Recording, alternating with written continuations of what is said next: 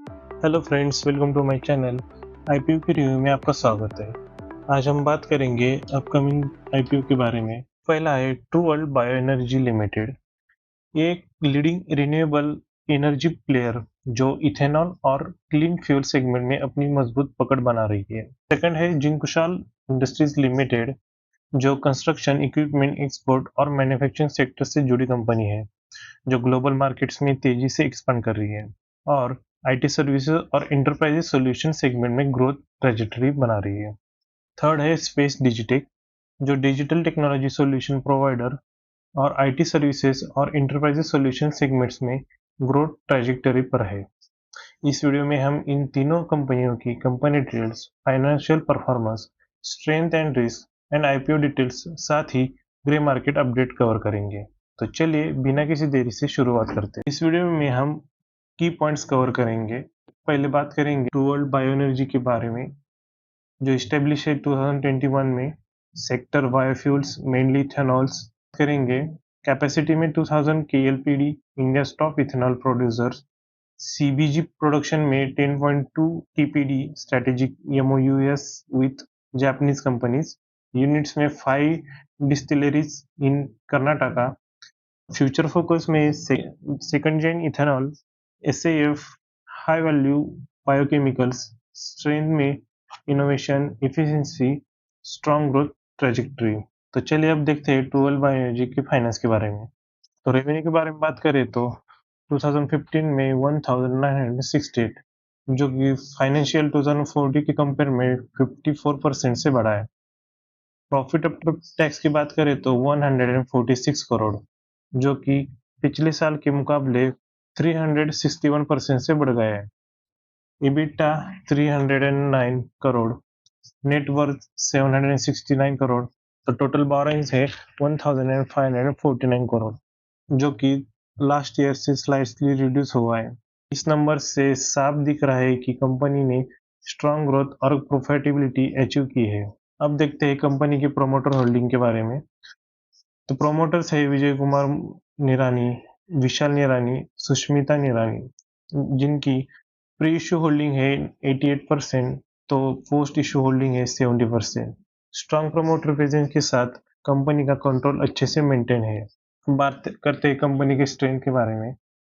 तो मुख्यतः largest ethanol producer in India, raw material assured from promoter group, top CBG or bio CNG producer, direct to consumer biofuel station, strong integrated operation and partnership, ready to capture ethanol and biogas market growth.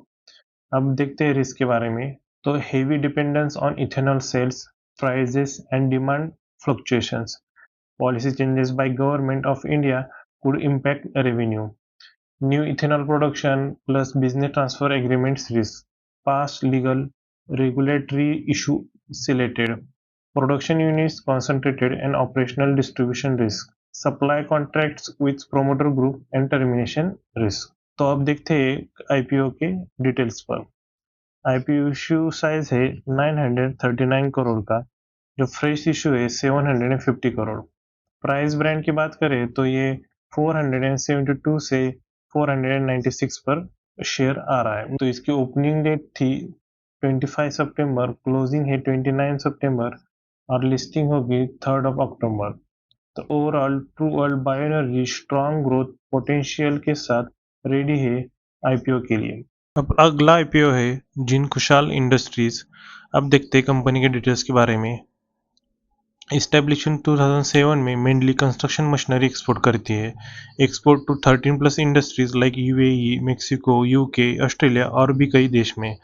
Main new machinery customised and accessorised use और refurbish machinery export.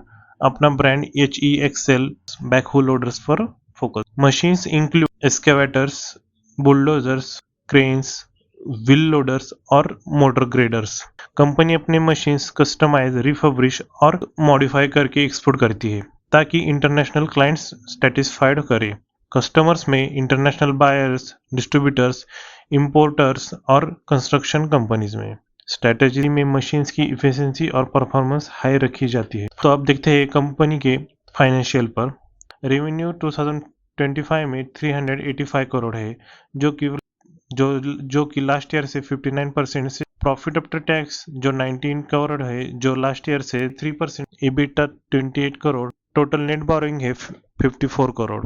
Finally company revenue में strong growth कर रही है और profitability steady है। Company के promoter holding पे promoter है अभिनव जैन, संध्या जैन, तिथि जैन और यशस्वी जैन, जिनकी प्री इश्यू होल्डिंग है 100%, और जो पोस्ट इश्यू होल्डिंग है जो इक्विटी डायल्यूशन डिपेंड करेंगी आईपीओ के सब्सक्रिप्शन पर। स्ट्रांग प्रोमोटर होल्डिंग दिखाती है कि कंपनी का कंट्रोल अच्छे से मेंटेन है।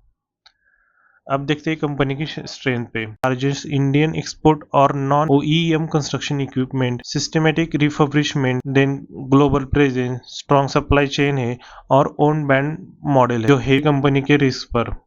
जो heavy reliance on export markets, revenue concentration, work capital and liquidity concerns, और dependence on third party suppliers and transport। तो ओवरऑल देखा जाए company export dependency, limited brand history और लिक्विडिटी चैलेंजेस के कारण कुछ रिस्क फेस कर रही है, लेकिन ग्रोथ अपॉर्चुनिटीज भी है।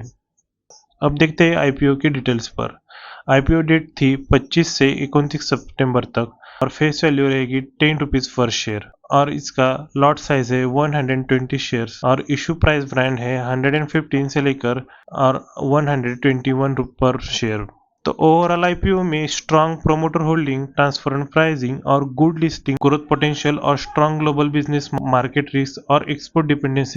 तो अब बात करेंगे स्पेस डिजिटेक की कंपनी के बारे में। कंपनी 2007 में शुरू हुई थी, टेलीकॉम इंफ्रास्ट्रक्चर सॉल्यूशन में काम करती है। कोर फोकस में है telecom towers and optical fibre cables networks. Revenue from 3 segments, telecom, energy and ICT. Presence multiple Indian states में है और म्यांमार और अफ्रीका में है। 2014 में G Power Electronics India acquisitions और Lineage Power brand rights. आज डाइवर्सिफाइड पोर्टफोलियो और ग्लोबल प्रेजेंस के साथ सेक्टर में स्ट्रांग पोजीशन। तो ओवरऑल में पेस डिजिटेक एक well established telecom infra company है, जिससे डोमेस्टिक और इंटरनेशनल दोनों मार्केट्स में अपनी अच्छी पकड़ बनाई है। डाइवर्सिफाइड पोर्टफोलियो, एक्विजिशंस और ग्लोबल प्रेजेंस इसे ग्रोथ के लिए अच्छे पोजीशन पर रखते हैं, लेकिन इन्वेस्टर को आगे फाइनेंशियल्स और रिस्क को देखकर ही अप्लाइड डिसीजन लेना चाहिए। अब कंपनी के फाइनेंशियल में देखते हैं। रेवेन्यू 2462 करोड़ है और लगभग 2024 में भी सेम था। पैट की बात करें तो 279 करोड़, जो कि लास्ट ईयर से 21% से बढ़ा है। EBITDA भी 505 करोड़ है, जो कि पिछले साल से काफ़ी अच्छा है। तो टोटल बोरोइंग्स है 161 करोड़। ओवरऑल देखा जाए तो कंपनी की फाइनेंशियल परफॉर्मेंस स्ट्रांग और स्टेबल है। रेवेन्यू स्टेडी है, लेकिन प्रॉफिटेबिलिटी और नेटवर्थ में सिग्निफिकेंट ग्रोथ दिख रही है। बोरोइंग्स भी कम हुई है, जो कंपनी के बैलेंस शीट को और मजबूत बनाती है।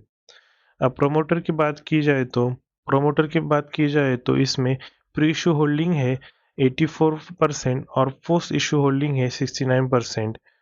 ओवरऑल देखा जाए तो प्रोमोटर का स्ट्रांग प्रेजेंस है, लेकिन आईपीओ के बाद उनकी होल्डिंग थोड़ी डाइल्यूट होगी। यह दिखता है कि कंपनी का कंट्रोल अभी भी कम प्रोमोटर के पास मजबूत है, जिससे इन्वेस्टर को स्टेबिलिटी का सिग्नल मिलता है। स्ट्रेंथ में देखें तो full integrated telecom infrastructure solutions, manufacturing, EPC, lifecycle management, O&M, experienced board and technically qualified management team, access to specialized technical resources in R&D intensive sectors, modern efficient manufacturing facilities, strong track record, entered battery energy storage system segments by a lineage brand। अब risk की बात करते हैं। Revenue highly concentrated among top 10 consumers, customer dependency risk, large revenue from public sector tenders, heavy dependence on telecom sector, revenue concentrated in few states, reliance on limited vendors, supply chain risk।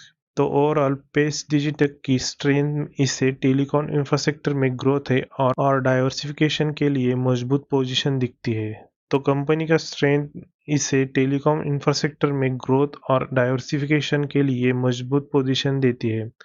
लेकिन high customer dependency, regional concentration और sector specific risk investor को ध्यान में रखना चाहिए। तो IPO के details के बारे में बात किए तो 26 सितंबर को आईपीओ ओपन हुआ था और 3 सितंबर को है ये। तो इशू प्राइस बैंड है 208 से लेकर 2019 पर शेयर। लॉट साइज है 68 शेयर्स और एम्प्लॉय डिस्काउंट को 20 रुपीज पर शेयर है। तो ओवरऑल कंपनी का IPO structure as a fresher capital raise, strong promoter holding, clear price band और रिटेल और एचएनआई इन्वेस्टर के लिए ट्रांसपेरेंट लॉट साइज के साथ है। ये आईपीओ टेलीकॉम इंफ्रास्ट्रक्चर में कंपनी की ग्रोथ पोटेंशियल को कैप्चर करने का मौका देता है। तो अब हम बात करते हैं कंपनी की ग्रे मार्केट के बारे में। तो ट्रू वर्ल्ड बायोलॉजी का है 19.7%, जिन कुशल इंडस्ट्रीज का है 14% और फेस डिजिटक का है 6%। तो वीडियो अच्छा लगे तो प्लीज़ सब्सक्राइब करें और लाइक करें।